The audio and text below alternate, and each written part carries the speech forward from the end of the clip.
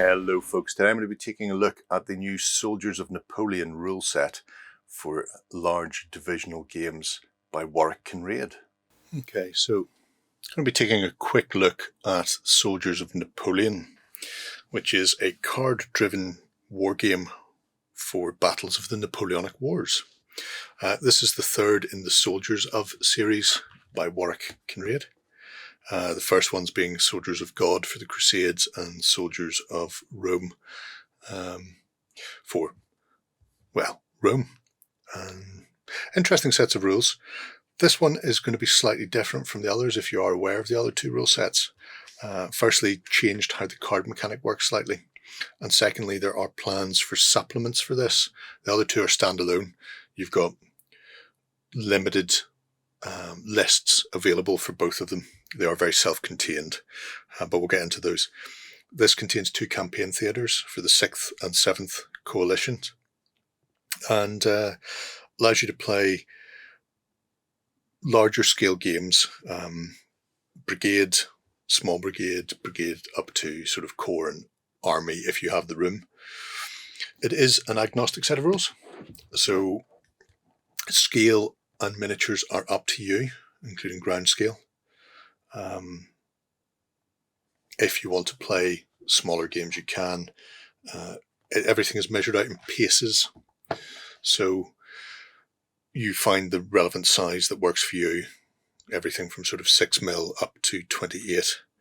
And basing for units is on stands, so a 40 or 50mm square base, depending on the size of model you're using. There are some suggested scales in here. So for 10mm, pace is a centimetre, up to 28mm, a pace being an inch. Obviously, you can change that if you want. Dice-wise, standard D6. So the first section of the book gives you a sort of background on what the game is supposed to represent on the tabletop and how to play it, and the sort of the basics of that. Then you get into your turn sequence and the actual mechanics. So the deck, which we'll get to in a moment, is a big part of this. It also acts kind of like a timer, as the amount of cards going into the deck at the end of each turn reduces by a random amount, but it does set a limit on how long you can play for. You get an explanation of a game turn and how the card system works. Everything plays out in orders, so you play an order on a commander, and then they use those orders from the cards to order the people under their command. So a brigade commander for the centre cannot give orders to a brigade unit from a left or right flank. Your commanders have to command their own sections. So the book is very well laid out, with plenty of nice colour photos and examples of play throughout, explaining how you can do your various manoeuvres, unit interpenetration, forming lines, columns of march, columns of attack, squares, the things you would expect to see for Napoleonic era game. After your rule section, which is about 40 pages, you get into specific unit special rules.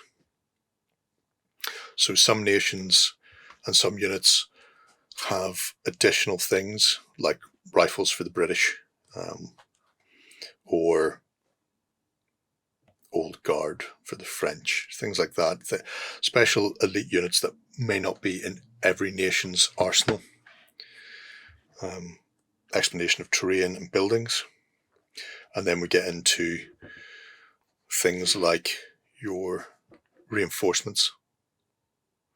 Part and parcel of this is how the game expands, which I quite like. If you're playing a small brigade, it will limit how much you have on the table. If you decide to move up to a larger brigade size game, then obviously you're going to have more miniatures available. Corps and army, you're going to have a lot more miniatures available. However, as Warwick says, most of us have a limited size gaming table to play on. So instead of filling the table with more and more stuff until you can't move anywhere except forward, that impacts your gameplay. Napoleonics was about, well, most war games should be about maneuver. If you get to the position where you're just moving forward and grinding a line against a line until somebody breaks, that's not interesting. It's not accurate, and it's not engaging. So instead, as the game size increases, the reserves that are available change. So yes, you're playing bigger games, but you may not have a lot of the stuff on the table for it. Instead, there'll be reserve, either army or corps reserves that come on and then can support specific places. So here we have some of the unique units. So Napoleon's bodyguard, the British rifles and rockets, Prussian Jaegers and Silesian Schützen regiments, even Brunswickers, and even commanders of note. So you can have your own what-if type of commanders, or you can replay in a suitably Napoleonic fashion. The last half of the book gives you the background, a sort of potted history of the 6th and 7th coalitions, what happened day by day. So if you are not currently a Napoleonic wargamer and you don't have a ton of historical books, this gives you a very decent basis to build on. You have the calendar of engagements, I suppose is probably the best way of putting it. And then at the end, you get the army lists that you can build from, so you can go ahead and start going, well, I fancy playing the Russians, I fancy doing a specific engagement, the Siege of Riga or whatever it happens to be. And so you can build accordingly. And then as you get more engaged by the Napoleonic period, you'll probably start branching out yourself and looking for other games and campaigns you can play, and getting into things like the 100 Days and finishing with Waterloo. So the 7th Coalition and seeing how that goes. So excellent set of rules for people just looking to get into Napoleonics. And I like the mechanics and how it works. You don't have a ton of things to learn to get a very accurate feeling of how Napoleonic games play out. Part and parcel of that is because of the action deck. So when you buy the rulebook, you get this deck of cards with it. And as you can see, they are set with numbers at the top. I believe it goes from 2 to 6. And those are your orders. So in a turn, you'll gain a hand based on the amount of commanders you have on the tabletop. There are some special events that you can roll for that might see a higher level commander paying your side of the battlefield a visit. Because even though you can play massive games with this, you're still going to only be part of a Napoleonic battle. So something like Waterloo, you might be just one of the flanks, or in around La Haye Sainte. You're not going to be playing the whole battle out. But then that means that you may get a bonus card for a couple of turns while somebody of note comes past to see what you're doing. And as you can see, you get something very simple like objective, grand assault,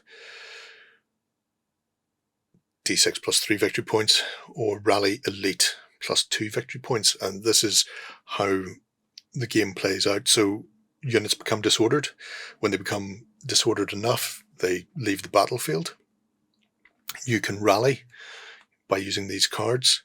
However, in rallying, it tells you what unit can use these cards. So here you see an elite, and here you see a seasoned professional and elite unit.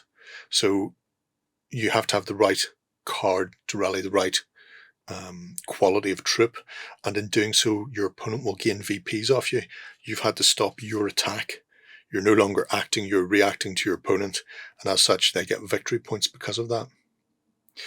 Other things are special events. So skirmishers, harass.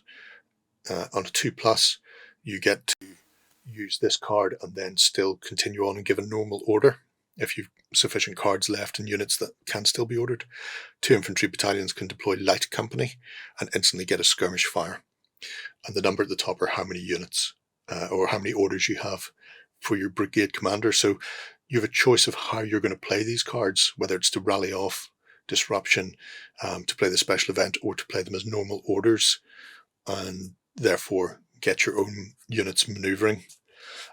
So it's a little different from how the previous soldiers books worked, where there were areas of control, left, right and centre battles that you then had cards for. But I like this. It's a better fit for Napoleonics rather than just taking an ancient rule set and then sticking black powder on top of it. So yeah, it has the command and control that I want from Napoleonics.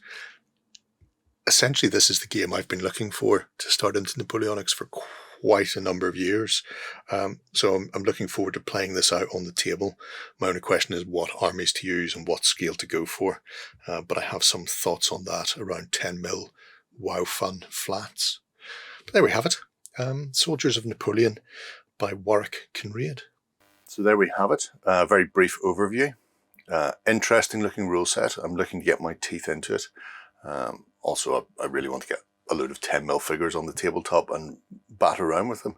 If you haven't seen the Soldiers of books before, I believe the first 2 are unfortunately out of print, but Gripping Beast are printing Soldiers of Napoleon, so you can get it from them or from other game stores.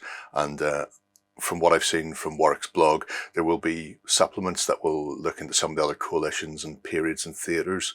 So if you're looking to do his advance into Russia, then keep your eyes peeled. But definitely want to explore interesting little rule mechanics behind it and worth checking out. Go ahead and check out our other content on screen now. And while you're at it, why not hit subscribe and remember to ding our dong. Go on, you know you want to click it. Go on.